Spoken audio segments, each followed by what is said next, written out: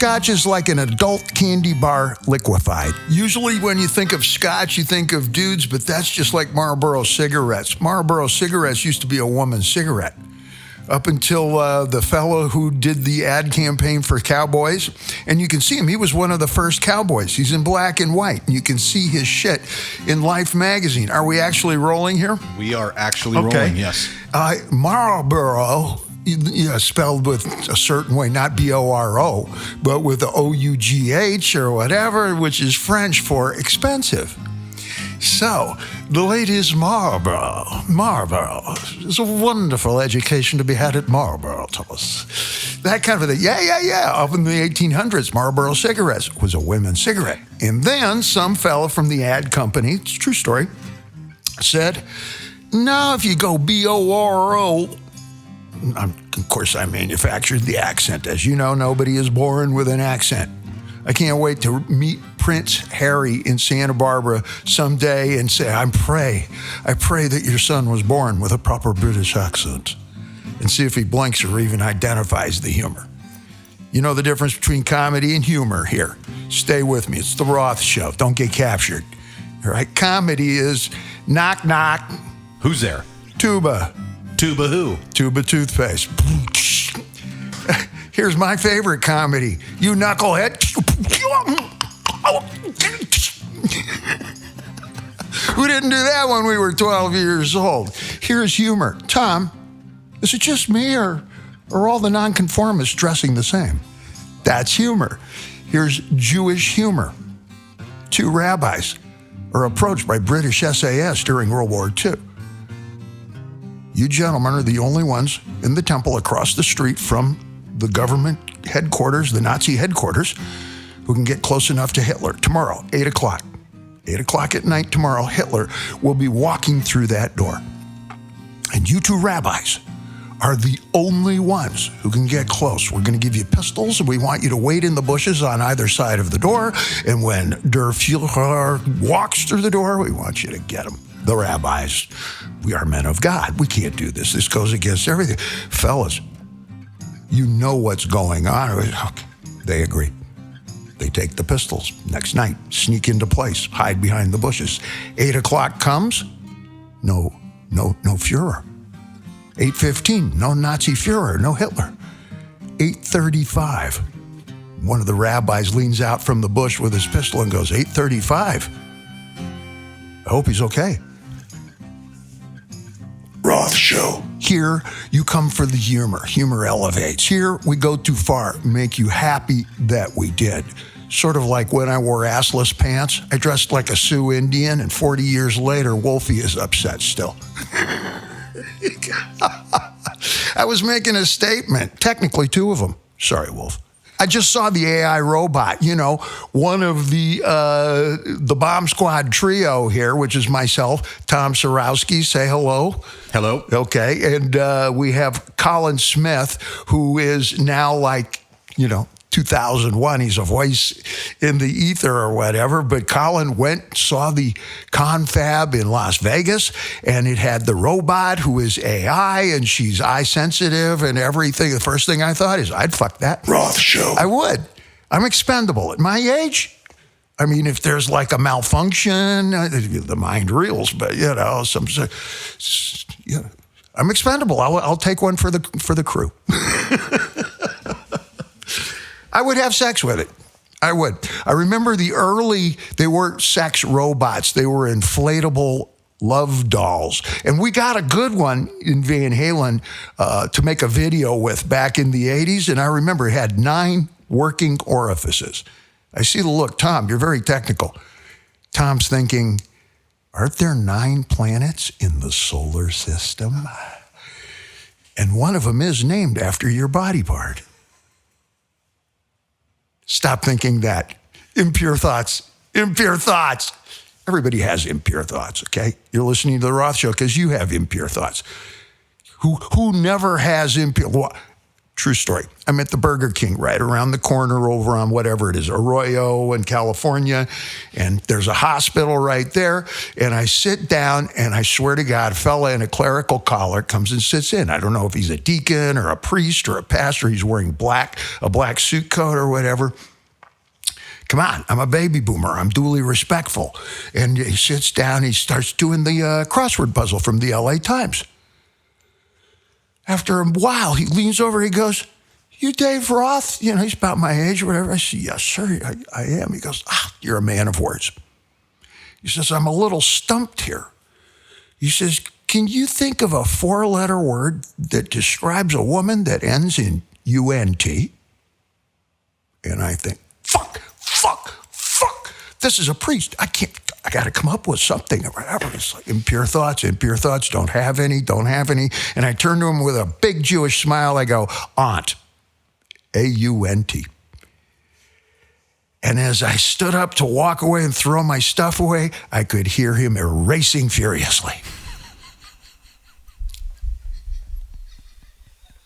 The Buddhists hate the Baptists, Protestants heard the news, Catholics got involved, and now everyone hates the Jews.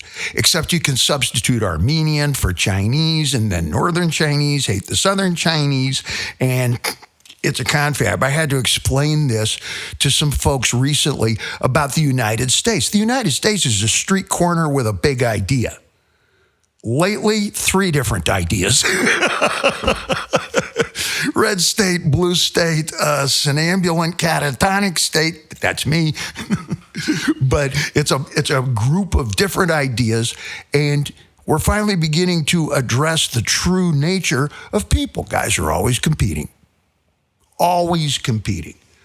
Tom, I was telling you about my buddy Toshi. When I come in, Toshi used to play guitar. Rhythm guitar, early 90s, whatever, and he's brand new, got to New York City on Halloween night and thought, this is what New York always is, and he fucking loved it. Man, was he ruined the next morning. No, he thought we all dressed up like Frankensteins and Draculas and butterflies and, well, below 14th Street. I saw the look. Second time Toshi showed up was about 3 summers later, okay? And now he's been on the tour bus. He's done a couple of world tours with me. He's a little salty. He's a little feisty. And I go to pick him up in the car out of JFK. And as we're driving in, he goes, "Dave, son, what is that bridge?" He points to the Brooklyn Bridge. I says, "That's the Brooklyn Bridge, Tosh." He says, "Wow." I says, "Yeah, it was one of our first bridges. I think it took 5 years to build. 15 guys died building." He goes, "Japan, we build bridges much sooner, much bigger. Nobody dies."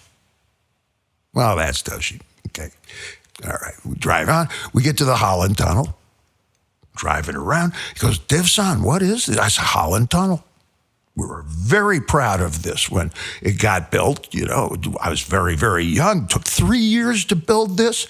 And again, a lot of guys gave their lives. He goes, "Japan, we have tunnels much longer. Nobody dies, takes half the time." We're cruising around. And finally, he sees the magnificent Empire State Building. And he goes, "Div son, what is this?" I said, "I don't know. Wasn't there this morning." Roth show. First time my dad ever took me by my little hand, I was 8 years old. It was Massachusetts General Hospital, the famous hospital where the ether dome is, where they invented anesthesia. I know, ironic, Dave Roth. Pop was a resident, Mass General. He was in the retina program. He loved sports, and when you say sports Indiana style in the 50s, you meant contact. And when you meant contact, you meant detached retinas. You can only play football for so long, but you can fix people's eyeballs forever. And Nate Roth was involved in the retinal detachment program of Mass General, 1960, 1961, around there. My mom was visibly upset. He was a resident living at the hospital, wearing all white. Remember it like it was yesterday. White pants, white shoes, white smock, taking me by the wrist and saying, "Sybil, it's about time my son sees what his dad does for a living." And boy, did I. He cut no corners. Nate Roth set about toughening up his kids, including my sisters, very early in life. Finished the last 35 years of his life as a prison doctor up in Folsom, San Quentin, Pelican Bay, Ivy League, doing all the eye care for both sets of uniforms, he used to say. The guards would come to the office, and Dad went to the other fellas. Davey would say, I don't choose my patients. That's half the fun. If you make it to the door, I'll see you. And if you can't make it to the door, I'll come see you. I applied a lot of the same ethic to what I do in show business, what I do as an artist. Come on, come on. I never really isolated. Here's my given audience. Consequently, the Van Halen audience is, wow, Black Panthers and the lawyers that represent them, to the white racist camo wearing on the dance floor, beer swilling guys like me. First time Dad took me into that hospital, we saw every single ward. We saw the iron lung ward for polio. We went into all of the operating rooms. Ironically enough, because I saw the same scenery later, he held me up to every little window in the OR so I could look in. And the first thing I saw were two surgeons pulling apart a rib cage. They were going to do heart surgery, Dad explained. And in those days, it was even more hands-on and roughhouse carpentry than today's computer-driven digital what have you. Two doctors, blood-smeared smocks, pulling apart a rib cage. And I'd never been so terrified and so thrilled in my life, because every little kid grows up with monster movies in outer space, especially in the heyday of the werewolf and Frankenstein and Dracula. And, you mix that with, this was an ancient hospital. This goes back pre-Civil War. This is the ringing, noising, bounce off the linoleum tile walls with the pre-World War II gurneys with the little thin rails and the little thin wheels. I remember there were 3 different rooms with people screaming their brains out. And I asked Pop, what's going on in there? And he was cool and calm. And I remember him saying, well, they're taking the bandage off of that lady. And I said, are they hurting her? He said, well, they're helping her. Sometimes it hurts when we help. First lesson in Heart of the Buddha, Hand of the Demon. Now, Tom, this is going to hurt like hell. And you're going to hate me for life. But at least your shoulder's going to work. Are you ready? 1, 2. And I've already briefed the nurse to fool you and pull it on 2, because otherwise you'll tense up on 3. He'll stop screaming in a minute. Give him some of the scotch. Pop was cool, calm, had a little polite smile. Every other doctor and nurse knew him. He knew them. And no matter what the smells were, what the noises were, and we saw everything. Oh, my God. We saw everything from the cafeteria to the morgue. We saw everything from pediatrics and maternity. Whew. Careful what you show your kids. They might develop a taste for it. Roth Show. I wasn't a very good Boy Scout, but I loved it. And I was exemplary at first aid. Not because my memory banks were any better than the Eagle Scouts, but because I had developed the facility to look into the face of absolute horror and say, okay, I think we can take care of this. I learned that from Pop, distinctly. Always stayed in the back of my mind that something happening in the way of health care, but not just common physician's assistant type health care. This was when MASH was on TV, Mobile Army Surgical Hospital. That meant helicopters and hot lips Houlihan, cracking wise and saving lives. Most popular show going, okay? And this is during Vietnam. Now, I wanted to go hunting out of Indiana, Bloomington, Indiana, which was just referred to by the young lady on CNN during the eclipse as one of the epicenters. There's going to be over 250,000 people here in rural Bloomington. Clearly, nothing's changed, or up down the road from Newcastle. All right, it's the great outdoors. I wanted to go hunting when I was a little kid before I was a teenager. I was told very surely, no, you don't go pull the trigger. You're the son of a doctor. Learn to cook it. You'll be the most popular guy in camp. Graduate high school, and Ed Van Halen and I are too young to play nightlife. We're too young to play in bars and anywhere that there's alcohol being served. The St. Elizabeth's Catholic Church Springtime Festival had a beer garden, so we couldn't play it. And for a number of years, I had to do different jobs that would support us playing in backyard parties and, St. Albans Hall, St. Saba Hall, a lot of halls, Elks Lodge, Rotarian Hall. Okay. And first thing I did was walk into Dolphin Ambulance. I was still in high school, for Christ's sake, now that I think back. And I can imagine what the fellas saw when I walked in and said, there's a Dolphin Ambulance over on Lake Street right above Colorado. Today it's Wolf's Burgers, ironically. Walked into Dolphin Ambulance and said, what do I have to do to drive an ambulance? And they laughed. So, you got to go to school. You got to get a lot of initials, EMT, para, something times special, whatever. As soon as I graduated high school, got a job at San Gabriel Community Hospital down here at the edge of East LA. Okay, it's the hood. Back then, the parking instructions were in two languages, Spanish and English.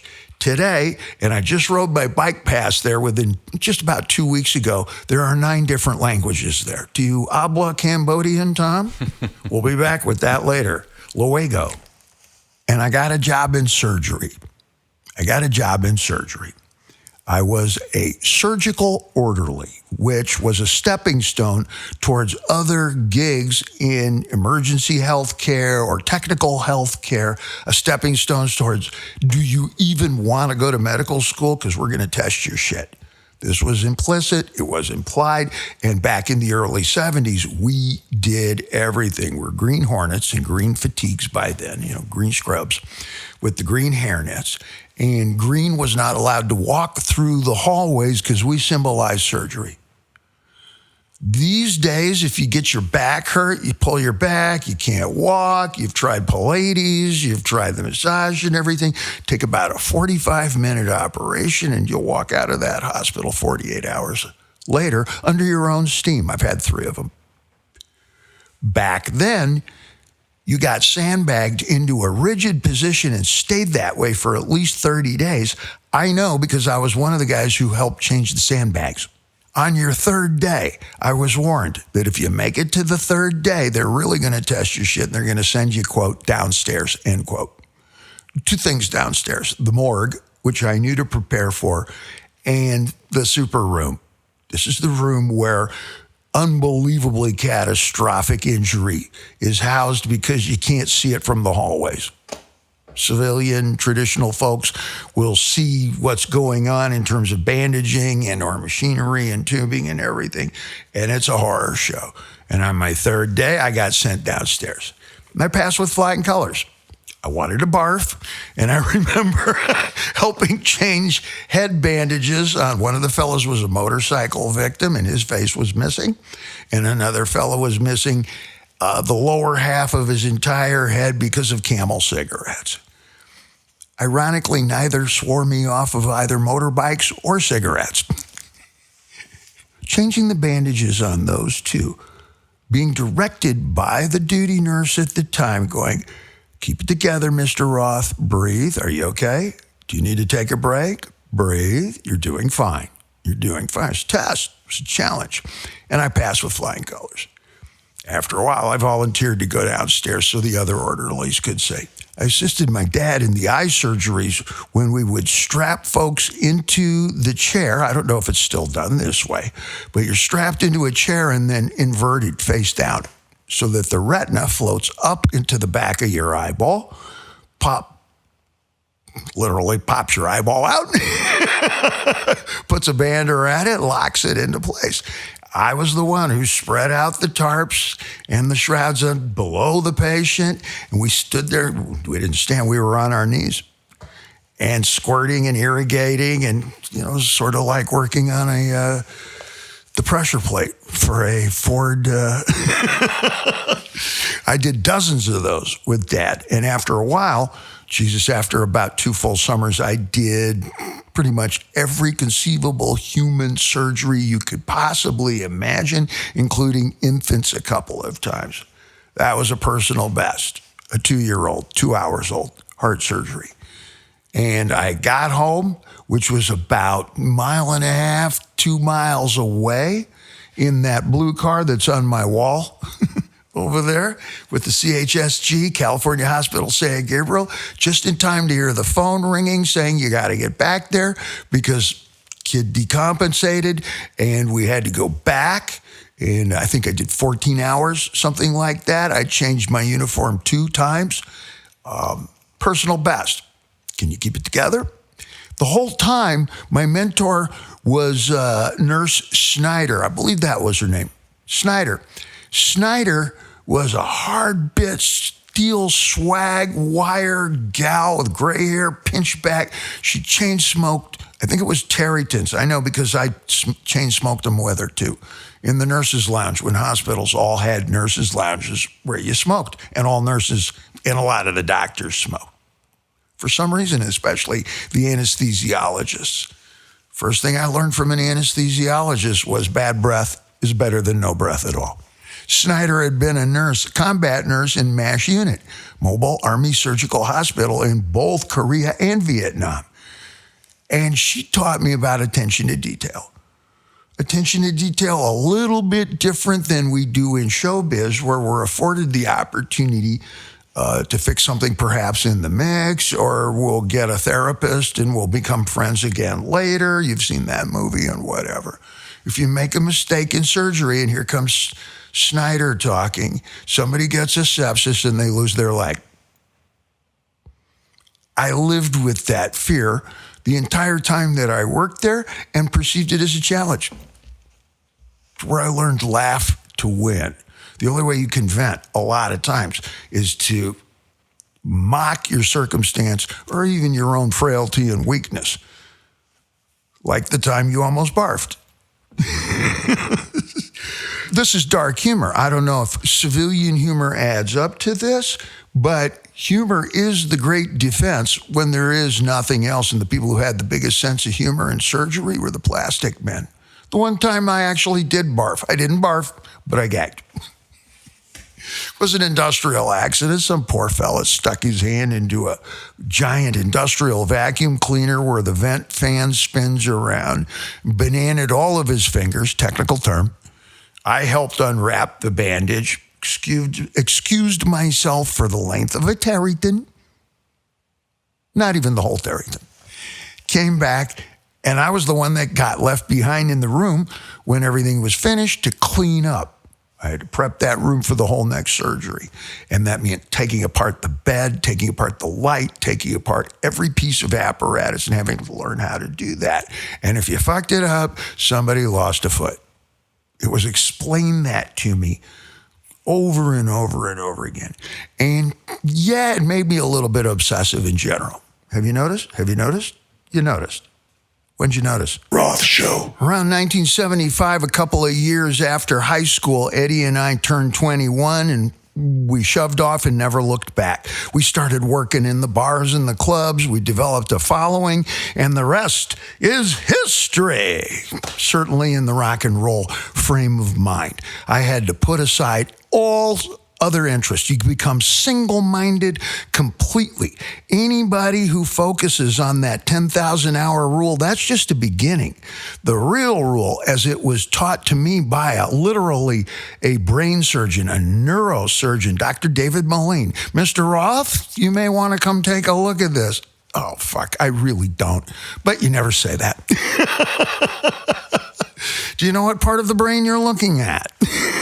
The top. Yeah. Okay. He taught me no. In order to establish and build yourself a really excuse-free surgeon.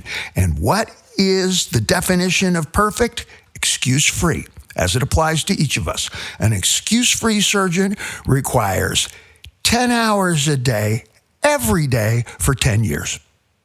That applies to being a great actor, a great lawyer, a great combat Marine, a Navy SEAL, a neurosurgeon, a pediatric therapist, whatever it is, a sound technician, a singer in a rock band, 10 hours a day, every day for 10 years. And that's closer to 30,000 hours. And we in Van Halen really began to pursue that 30,000 hours, which is about as long as we lasted. And you keep your nose to that grindstone until you got no more nose. It comes at the expense of your health, your sanity, your family. Even your dog doesn't recognize you when you get home from the road. But you have the quality surgeon. Who do you want? Those of us who are listening right now, if you have children, think of your daughter, think of your son, think of your daughter or your son when they're 2 hours old. Who do you want to operate on that child's heart? Yeah, 10 hours a day, every day for 10 years. That fella. And we applied it to Van Halen. I don't know if the fellas could articulate it like that, accompanied with the attention to detail. And by the way, if you fuck anything up, you could die. That was Snyder. Roth Show. We in Van Halen didn't really make any money. We owed so much money. It's 18% interest on a loan. You pay for everything from the vice president's shoes. Of course, today the vice presidents don't wear socks, but we even paid for those in those days. We paid for everything. Tour support was lavishly given, and we had to work it off. We sold several million records and came home and owed even more money than ever before. We saw it as a challenge, okay? Nose to the grindstone till you ain't got no mo nose. And we go and we go and we go. Somewhere around the middle of the second album's second tour, we're about 3 years into the game, we get something called a vacation or time off, all right? And I started taking classes again. Outdoor first aid, frontier first aid. This is pre-digital, so things are very isolated. Camping first aid. And then something happened on the road that was both jarring and game-changing for me. A very dear friend of all of ours, Sprigoo, Mike, one of our road fellows, okay, tech, working, construct, lighting, structure, etc. A chain motor. That damn thing must have weighed 400 pounds. Fell out of the ceiling at 50 feet and hit him square in the head. And he crumpled up on stage and nobody knew what to do. I wasn't there at the time. A little bit after the fact, I heard about it, and I asked right away, what hell? Well, they pulled him off the stage and stretched him out, and I thought to myself, my God, even with all of my experience, I did not know what to do, and I wanted that. I wanted this. We live and work in a really dangerous environment in rock and roll. The fella from Metallica got blown up by fire pots. There's an 18-foot drop in the back without a railing just under that screen. And that screen is as radiant as arc light coming off of a welding machine. So, yeah, I didn't know where I was stepping, and I fell into the pot, and I blew up the guitar player, and that's why we're both here, Doc. He's in this ward, right? Over and over again.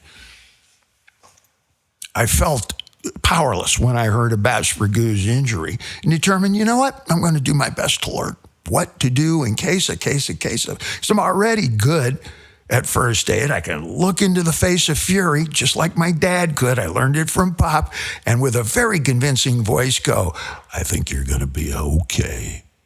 Second poignant incident in my life terms of first aid med, I drove past a car accident up here on the Pasadena Freeway, just short of Dodger Stadium.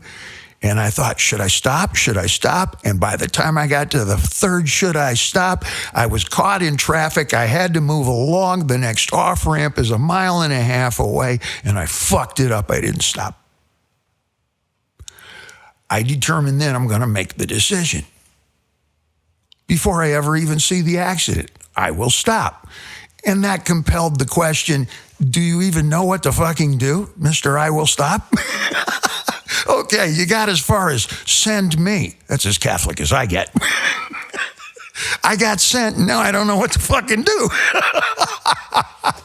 And now I had some funds, and I had some time in the Van Halen band. We started punctuating our lives with some normal life. something I was not interested in, even vaguely up to this very minute, clearly.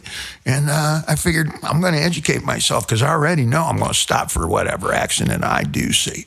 Like Pop said, I don't choose my patients. And he loved being a doctor. Man, he loved being a doctor. He loved teaching. And I thought, I'm going to pursue some of that in parallel to what I do, because my whole life is in service to all of us here listening to this now in public. Singing and dancing up in the front. Well, I wouldn't be king very long if I didn't do the things they wanted, Tom. People say, what's it feel like up on stage? Like Siegfried said to Roy, stay in front of the tiger. He said that, right? Roth Show. I have a musical education, and once upon a time I could read and write, transpose. Truth is, I'm a self-taught guy from the street corner up there. You make a circle with a bar of soap because you can't afford chalk, and you put your hat out in front, have somebody as big as Tom who knows Krav Maga watch the hat, because I've been places where you pass the hat and your fucking hat doesn't come back. Now, do something in that circle that'll fill the hat and your belly full of dinner, and I'll see you back here tomorrow when the sun goes down. Roth Show. I found 2-day courses in frontier medicine, which meant searching for twigs and everybody walking around like stick men with splints on every part of every arm. He needs a splint. Hold him, Tom. And folding magazines to make a neck brace to hold the splint. And we had a ball and go charging in and simulated scenarios at fire stations I would find. These are 2- and 3-day courses, all right? We'd cover ourselves with adhesive tape like, paramedics would, ready to splint you. No matter what, you got splinted, Tom, and carried out and lowered. And in one case, winched up. And I did one course where I winched you out of salt water and gave you, it wasn't a towel, it was a blanket, a space blanket, which we learned how to use, It was great. And the people that I did this with were great because these are police, fire, military, para, nursing, all the various uniforms. And my dad essentially wore a uniform. A doctor's smock is a uniform. Later on, when I worked in surgery, I wore those same white shoes that he wore when he was a resident. I got those from him. When I went on the first tour with Van Halen, there are top 3 things that were the most terrifying and thrillingly attractive things. I wanted to run and at the same time never tore myself away from it ever. First time was the first time Dad took me through the hospital when I was about 8 years old, and I saw everything in that hospital, one of the biggest hospitals in the world. Number 2 is when I French kissed Janine Scott and I was 13. Nothing ever matched that. I'm sorry, there is no third. Roth Show. All right, I'm joking around. There is a third. The first time Ted Templeman, Van Halen's producer, said, okay, we're recording. Go ahead, Dave. That'll make your heart skip a beat. You just worked how many years to get into the division finals? And you owe everybody. You even owe Santa Claus. When we left on the road for the first airplane flight to go tour for our first show, having made a record with Van Halen, I used the suitcase my mom used to go to college. It was made of cardboard, and it had a belt to hold it closed. It was light blue and made of cardboard. And I carried my dad's medical bag. The satchel, the classic black leather medical satchel that all general surgeons carried. And that's what I carried my shoes in to go to work. I don't know why. I've always called the show work. About 20, 25 years ago, Pop developed the blood cancer, probably through driving through all of the fields to get up into the prison system, and he was breathing the pesticides that are coming from the grapevine when you drive up out of LA and head north. That's what we think it might have been. So he gave it up in honor of taking care of folks. Again, he took care of the guys in both uniforms in the prison system. Just Ivy League, Corcoran, Norco, Vacaville, And again, San Quentin, Folsom, Pelican Bay, etc. He loved a little adventure with his doctrine. He, like I did, grew up on a steady diet of Life magazine, National Geographic, a little bit of Playboy, and the movies at the time that I was growing up, 1961, the top five television shows, there were only 5 channels, was Bonanza, Gunsmoke, Wagon Train, and Have Gun Will Travel, Paladin. You add that into a little bit of healthcare. That's a potent mix, okay? There were a lot of opportunities. Pop, when he had the cancer, was in the wheelchair, and it was towards the end of his time. He's about 75 years old. Waited until my sisters had left the room, gave me a conspiratorial look, and Pop and I, even though we were often at odds, I was a baby boomer. It was the 1960s. Pop had grown up in the 1930s. The generation gap, the credibility gap, the gap in my teeth if I mouthed off again. A lot of division. But something that we had in common was a conspiratorial sense of humor. First time I experienced this is when Pop said to my mom, and he was in school, it was about 1961, okay, we'll go see Robin Hood.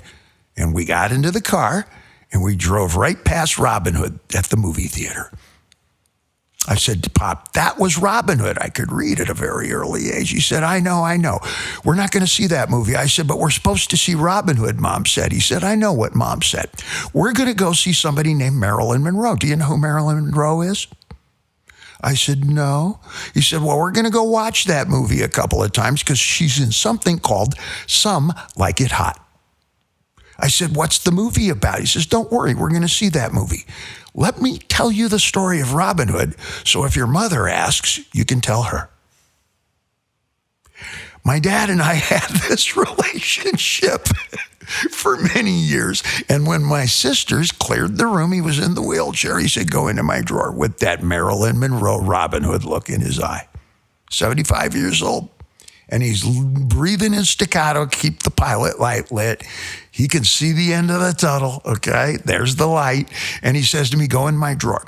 And I went in his drawer, and he had gotten papers somewhere to enlist for Doctors Without Borders, an NGO, a non-governmental organization who operates medical ships. They take over battleships or aircraft carriers or whatever. And they traveled all over the world. And he said, I'm thinking about hooking up one last time with Doctors Without Borders, Sans Frontières.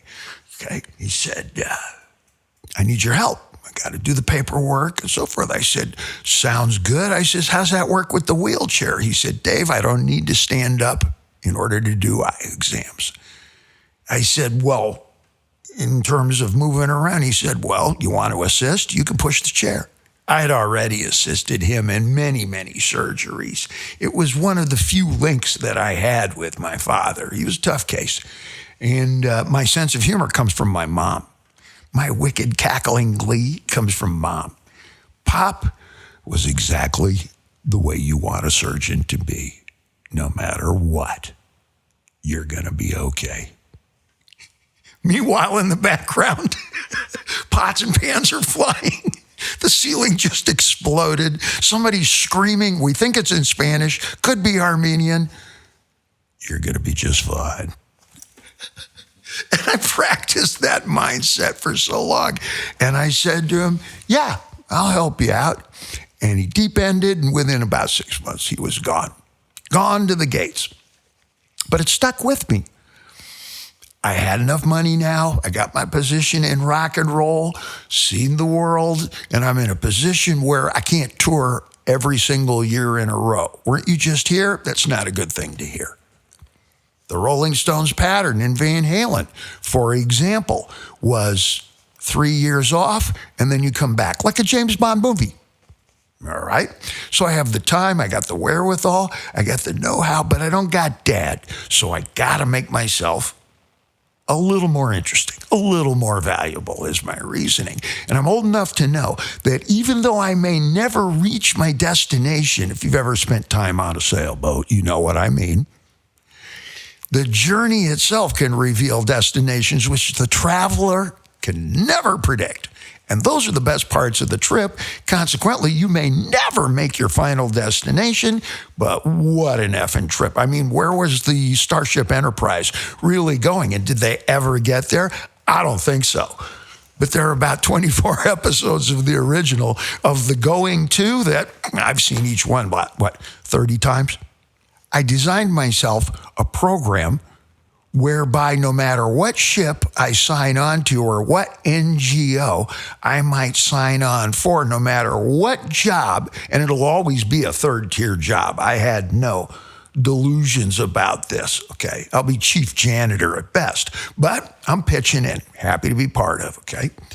How do I make a civilian the most qualified up to and beyond military levels, so no matter what you say or what you hand me or what environment I'm in, I have something to offer the group. Very simple.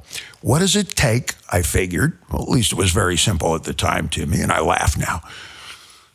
What does it take to drive an ambulance in either, and I isolated it, to Cooks County, Chicago, the Bronx in New York City, or Liberty City in Florida?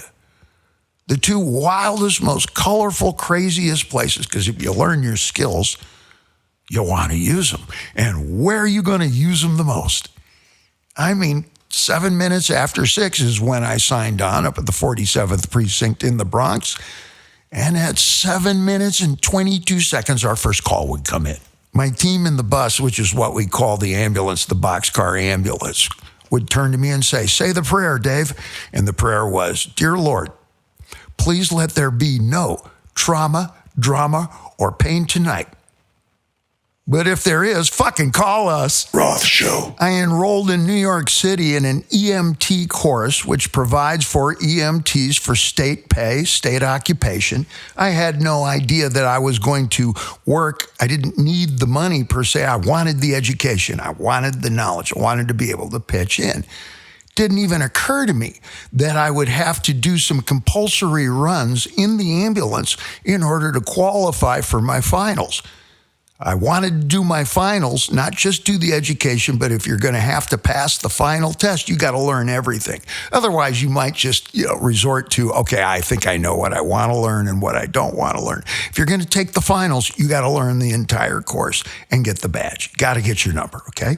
So I took the entire course, and as I got to the end, I thought I was just going to go to my finals, and senior instructor says to me, are you going to do your runs? And I didn't know what she meant.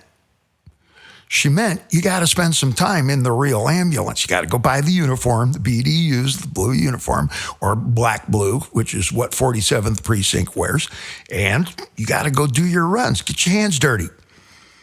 I was a little surprised that they would even have me to do that, but I'd done flying colors on my exams, particularly in my practicals, all right?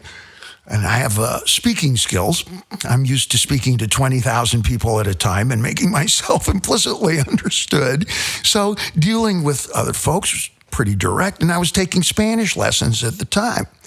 What's the second, soon-to-be first language of the United States? Español, amigo. Entonces. So I wanted to make myself more valuable of an asset come the time that I sign up for the boat. And I kind of knew off in the distance, hey, I might never make it to the boat, but what a great, crazy trip this has been. Great people, great education. And if there's an earthquake and I'm sitting next to you, you're luckier. My first run was August night, 6 o'clock at 6:03. First call comes in. It's a gunshot victim. And we show up, and there's mom in her brassiere. She used her shirt to wrap some poor kid's arm up. And there's the cuete, there's the pistol laying in the gutter. I'm the first one to ID it, so I'm assigned to straddle the gun. Don't touch it. Then they put me in the back of the bus with the kid, who I have to ask in Spanish, do you have un otro? Right out of every great hip-hop video, every NWA record you ever saw. I was baffled, amazed, and thrilled. It was like walking out on stage at a Van Halen show. You know your skills. You're well qualled up. But man, oh man, what could go wrong next? Everything. That's the challenge of walking out on stage. The monitor blew up. Sound man's drunk. Guitar player is too. And on and on. Over the course of time, I sign up for every bell and whistle course that you possibly can. Canine down, cold weather trauma, maritime, explosive injury, history, mechanism, and treatment. Why explosive injury? Well, if a refrigerator lands on you, isn't that a lot like a California earthquake? And I am the California earthquake. In the precincts that we were working and that I was signing up for, which was every colorful precinct that would happen, I signed up for every colorful precinct and shift that most folks sideline. If there was trauma, drama, and pain, I wanted to use my skills. So it was the Bronx, East New York, Bed-Stuy, Queens, you name it. Red Hook, that's where I learned, you turn your hat around backwards because the kids like to fill soda pop cans with water and drop them on us from the top of the project stairs. How many times did we go chasing some 12-year-old kid on a shortcut across rooftops in Harlem, going this way, it's the shortcut, elevator don't work. I perceive that going back to my vision of mobile Army surgical hospital, that means helicopters. Rotary flight is the face of modern super medical, medevac, okay? Just think in that terms. You don't do that in an airplane. So I determined that I should learn to fly a helicopter. Not so much that I would be able to fly the helicopter, which ultimately I did, but that I would know my way around rotary aviation format inside and out. You know where the gas cap is on a Dolphin, like the Coast Guard uses, those big orange ones? I do. You know how to check to make sure it's on tight? You bet I fucking do. When you're refueling in aviation, when you're escorting people on and off the bird in rotary aviation, when you're coming in for a landing, what happens if the pilot says, I got to check through the maps and they're paper maps? I can take the controls just in case something horrible happens with the pilot. I can get you pretty much out of the air and down to the ground safely. It'll be a little scary in pretty much any helicopter in the air today. I would have a working familiarity of what kind of fuel and what's the most dangerous part of it. One fella made a mistake, a very familiar old hand at the fueling station where I was training in aviation, and he got sent to the pearly gates after about 7 revolutions around the bird. You could see the circle he made around where the helicopters park. Enough said there. All this was a challenge, and all of it designed to make myself as valuable as possible. Some of the most interesting was gunshot wound. You can't know what a gunshot wound is until you've actually been to the firing range and heard that 9mm go off without ear protection. We watch television. We read articles and go, the 9mm doesn't have as much stopping power as that big 45. Once you've heard a 9mm go off, you realize what kind of impact just happened to your new patient here. And after a while, I could identify gunshot wounds by sight based on the hole I made.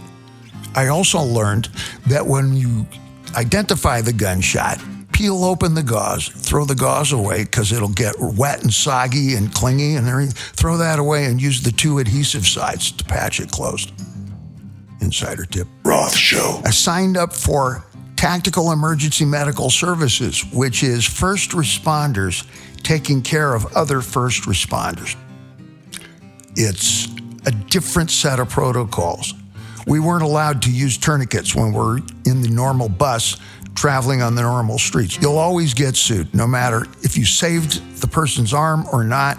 There's always going to be somebody following you in a car, an ambulance chaser, and you're going to get sued. Consequently, there are no tourniquets in state ambulances. Tactical, I would carry 5 of them in my bag.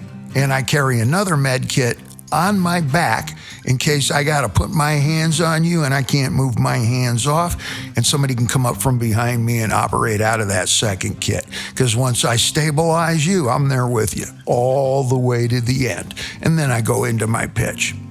No matter what comes our way, I'm going to be right here with you.